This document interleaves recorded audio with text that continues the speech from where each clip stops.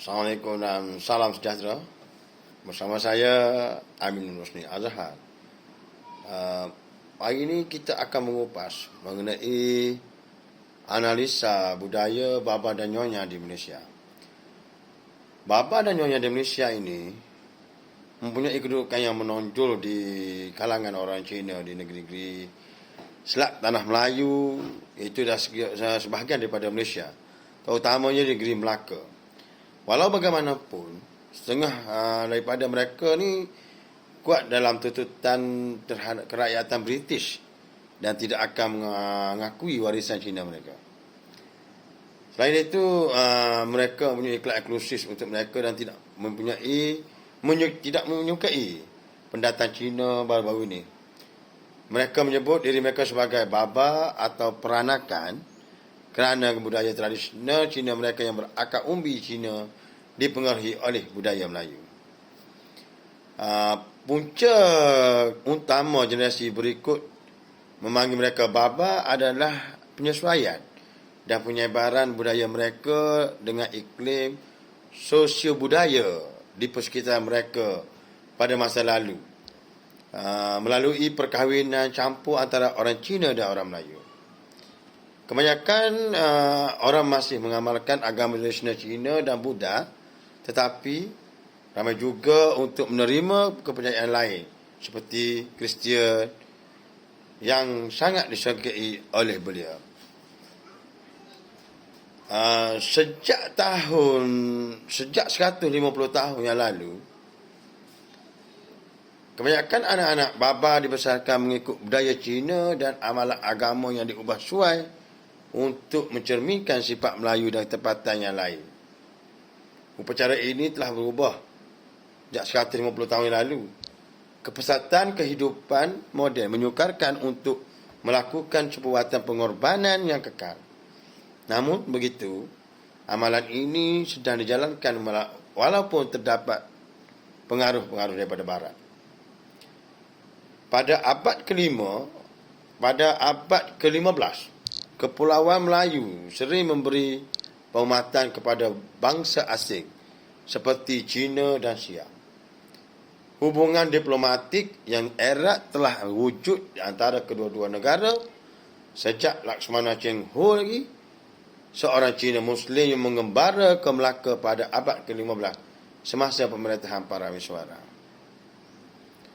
Menurut legenda, Raja Cina telah memberikan pulau Han Lipo kepada Sultan Melaka pada tahun 1459 sebagai penghormatan atas penghormatan baginda. Para penyembah awal puteri tinggal di Bukit Cina yang akhirnya melahirkan seorang peranakan. Walaupun bahasa dan budaya Melayu telah disimulasikan, orang peranakan terus mengikuti banyak tradisi pendahulu mereka. Mereka mengembangkan tradisi masakan mereka sendiri. Menurut banyak cerita, puteri Cina yang tinggal di Bukit Cina dan menemani Lakshmana Cina Muslim Yunnan ke Melaka didakwa telah berkahwin campur dengan orang Melayu tempatan. Bagaimanapun, disebabkan kekurangan bukti fizikal secara keseluruhan, ramai ahli akademik mendapati sukar untuk menerima warisan Cina peranakan. Kerana sebahagian besar orang-orang peranakan mendapat berikan oleh British pada pertengahan abad ke-20 kerana penjajahan British di tanah Melayu dan kecenderungan orang peranakan untuk cepat mengamalkan budaya asing. Oleh kerana pendidikan mereka dan kemudahan integrasi ke dalam masyarakat Inggeris, orang peranakan memang memegang sebahagian besar jawatan dalam industri perkhidmatan. Akibat integrasi mereka dengan British, mereka memeluk agama Kristian. Bagi budaya Baba Nyonya ni, orang Hokkien merupakan sebahagian besar daripada pendatang Cina awal ke Tanah Melayu. Akibatnya, majoriti orang Baba juga adalah Hokkien. Dan mereka yang punya warisan Hokkien masih mengenal pasti seperti itu. Walaupun pada hakikatnya kebanyakan mereka bergelut untuk bercakap dengan logat Hokkien. Terdapat juga individu Baba yang berbangsa Hakka, Kantonis dan kumpulan etnik lain. Budaya Baba berasal daripada Melaka. Tetapi apabila Pulau Pinang dan Singapura maju, ramai daripada mereka mengikuti, terutamanya di Singapura. Bahasa Baba dialek Melayu yang boleh difahami oleh kebanyakan orang Melayu, dituturkan oleh orang Baba terakhir. Gaya memasak mereka kebanyakannya dipengaruhi oleh masakan Melayu. Dan mereka telah mengembangkan amalan makan menggunakan tangan seperti orang Melayu.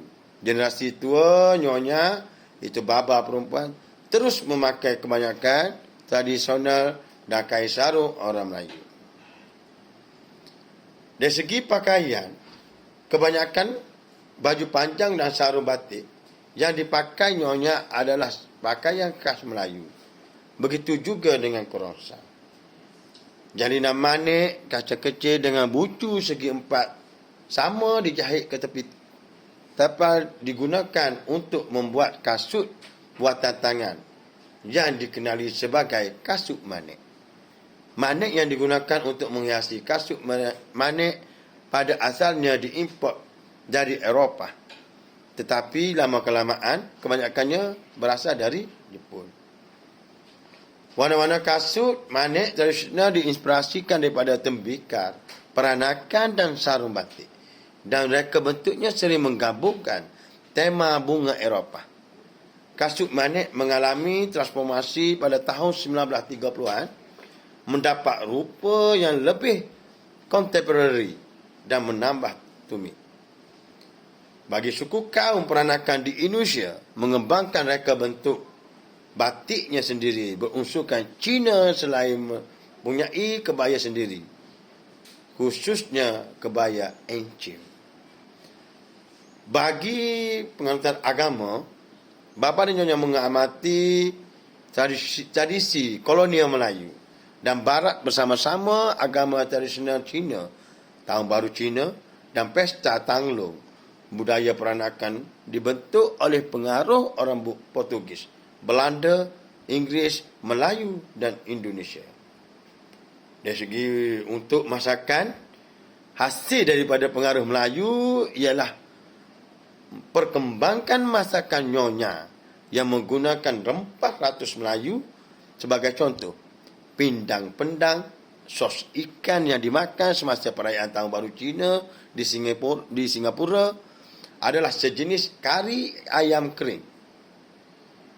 Inci kabin ialah ayam goreng yang disediakan dalam gaya nyonya.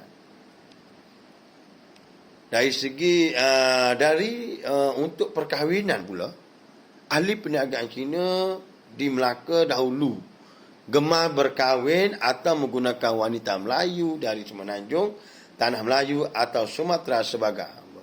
Hasilnya daripada perpaduan budaya Cina dan Melayu yang aman dalam kalangan suku Baba dan Nyonya. Orang peranakan kerap berkahwin dengan pasangan tempatan yang mempunyai kedudukan yang sama. Lelaki kaya menyukai perkahwinan matrilocal atau cincoi, di mana suami menyertai rumah tangga isteri. Majlis perkahwinan peranakan yang memberi penekanan yang kuat kepada tradisi Cina merupakan salah satu perkahwinan tradisional yang paling meriah di Malaysia dan Singapura. Sambutan itu dianimasikan oleh lagu diadakan dalam bahasa Melayu yang berirama dengan dongdang sayang dan dinyanyikan dan dipersembahkan oleh pelayan makan tengah hari. Untuk mengekalkan sejarahnya, dikekalkan dalam museum, institusi kebudayaan termasuk Jalan Jongka Melaka, Pulau Pinang dan Museum Peranakan Singapura mempamerkan barangan bersejarah daripada budaya Baba dan Nyonya. Terdapat sebuah muzium di sana dengan barangan tradisional Baba dan Nyonya seperti makanan, pakaian dan perabot. Restoran yang menyajikan pakaian Nyonya boleh didapati di seluruh Indonesia, termasuk di Singapura, Pulau Pinang, Jakarta, Melaka, Semarang dan Surabaya. Pameran seni mingguan peranakan turut diadakan di Pasar Malam Johor Bahru. Untuk hubungan diplomatik, orang Baba dan Nyonya bernasib baik semasa pendudukan Barat berbanding pendatang Cina.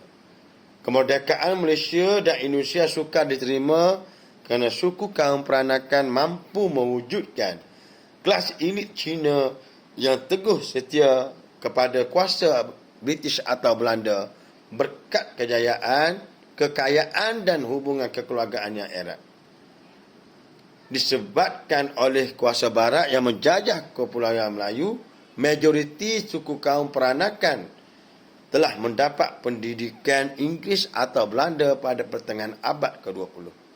Untuk memajukan ekonomi, suku kaum peranakan bersemangat untuk memperoleh budaya dan pendidikan Inggeris.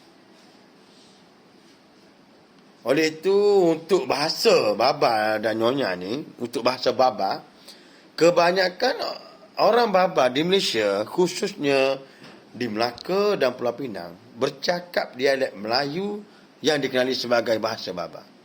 Walaupun berakar umbi di Melaka, bahasa Baba yang digunakan di Pulau Pinang berbeza dengan ketara daripada bahasa Melaka. Bahasa Baba pada dasarnya adalah campuran bahasa Melayu dan Hokkien. Walaupun bahasa Melayu merupakan sumber majoriti bahasa Baba. Bahasa Baba berbeza daripada bahasa Melayu dalam beberapa cara yang ketara.